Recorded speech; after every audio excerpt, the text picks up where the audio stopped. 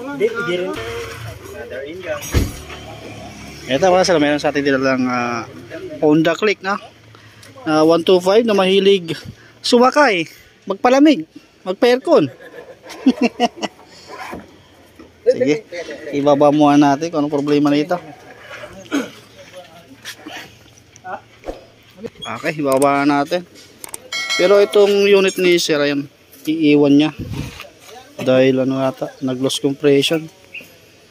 Kaya mag-check pa rin natin kapag ka nabuksan natin. Kaya ibabang muna natin yung makina. Kaya yung motor.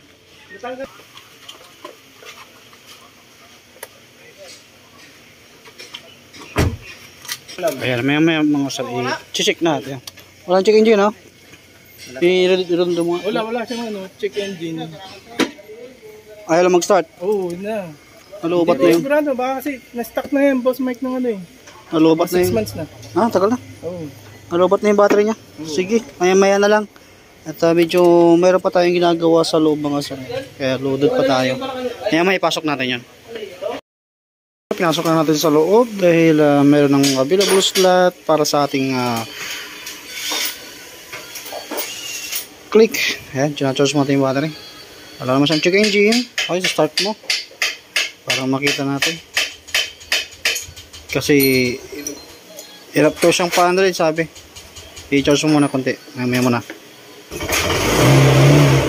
Ayan, ma-under naman mga sir. Pero na-stock na raw ito ng 6 months.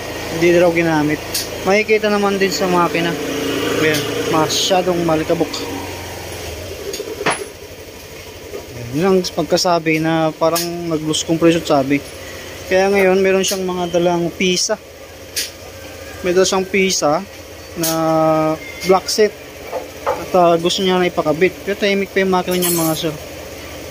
Siguro nung namatay-matay na yung makina, dahil nga siguro sa kulang sa linis ng throttle body, kaya doon niya siguro nasabi na nag-loss compression. Pero tahimik yung makina niya. Maganda po yan.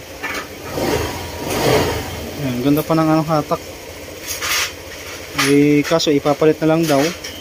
Pati nga ano, yung punya dyan. Ayan, may mga dala kasi mga pisa mga sir. Ito na raw yung mga ating ipapalit. Kasi matagal na daw itong nabili. Ayan, black set.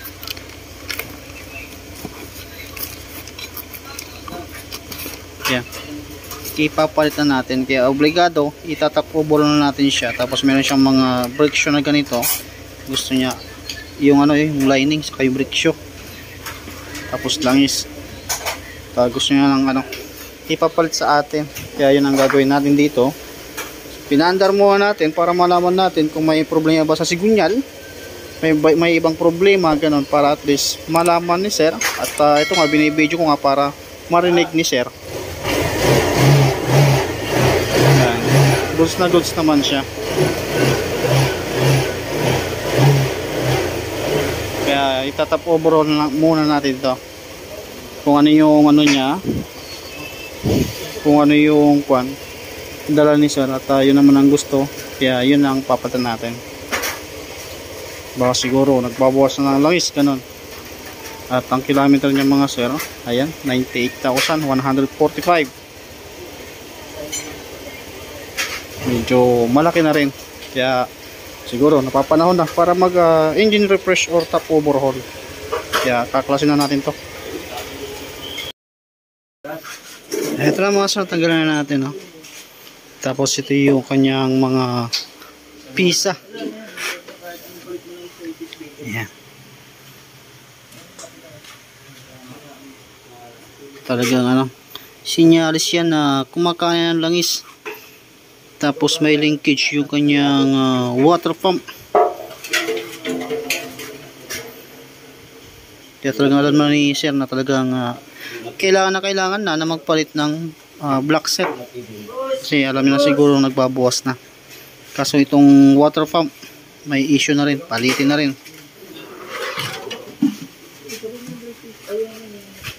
Kaya hugasan muna natin to, yung heat, tapos i-regrinding compound natin. Yung gasket kapag once na nagtatap overall tayo, dapat laging bago yan. Kasama naman na yan dun sa nabili niyang pisa. Hugasan na natin yung cylinder head. Ito yung mga gasket. Ayan. At ito yung mga dala ni sir. Pero may mga pisa na hindi tutugma sa motor niya. Tulad ng brake light switch. Dahil version 1 yung nabili niya, hindi po yan uubra sa version 2. Magkaiba yan. Ayan. Tapos, ito yung Shopee made. Kumbaga, madaling masira. Tapos yung lining, ayan, kakabit natin. At kinakabit na rin ni Kapulong yung bago nating black. Ayan, yan yung dala ni sir. Original naman yung nabili ni sir na black set.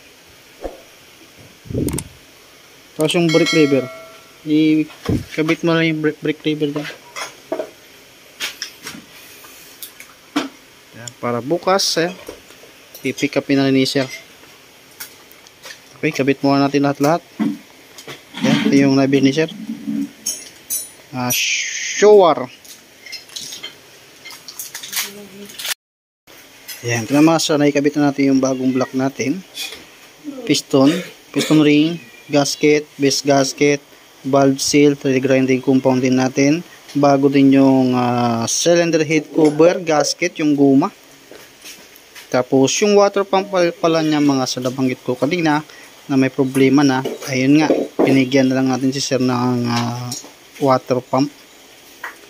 Para hindi naman din na isa pa sa magiging problema ni sir.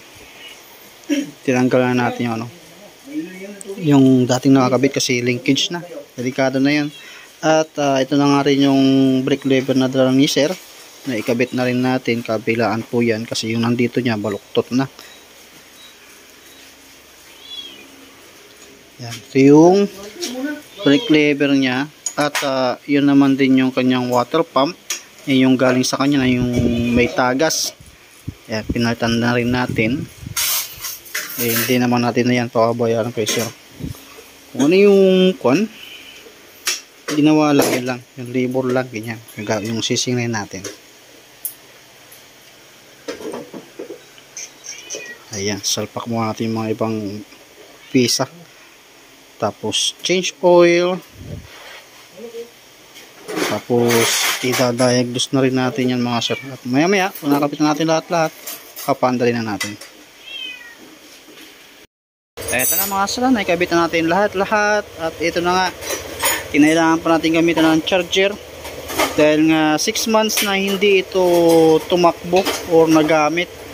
Alam nyo naman, kapag ganun ka layo ng agwat ng hindi napaandar yung motor, alam nyo na, battery ka agad ang maapektuhan. Kaya lumabas yung indicator ng battery. At ito na nga, maandar na siya. Na-change oil na rin natin. At coolant. Tapos, i-diagnose natin. Para makita natin kung sakto-sakto na yung engine speed or yung minor nya, at makita natin din natin yung mga ibang mga sensor kung nagre-reading sila ng maayos. Kaya laking tulong ng merong diagnostic tools.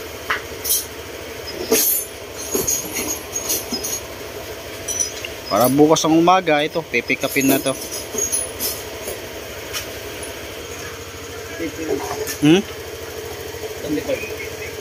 Sige, basta hindi siya bumabagsak.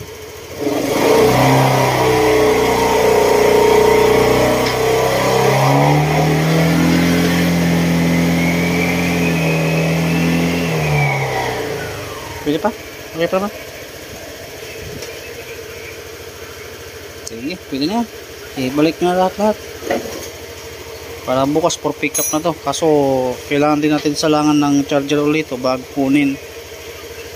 Dahil mahina yung battery. At walang gas din nung tinala dito. Kaya bumili tayo ng gas. Alam niyo naman, kapag once na nagtatap overhaul tayo, gasolina yung pinanglilinis natin para dun sa makina. Kaya nagbi-blink yung Eto, naibalik na natin lahat ng kanyang clearings at good for pick up na bukas to mga sir. Ganda na uli yung kanyang tunog ng makina. Kaya dito na nagtatapos yung ating video para dito mga sir.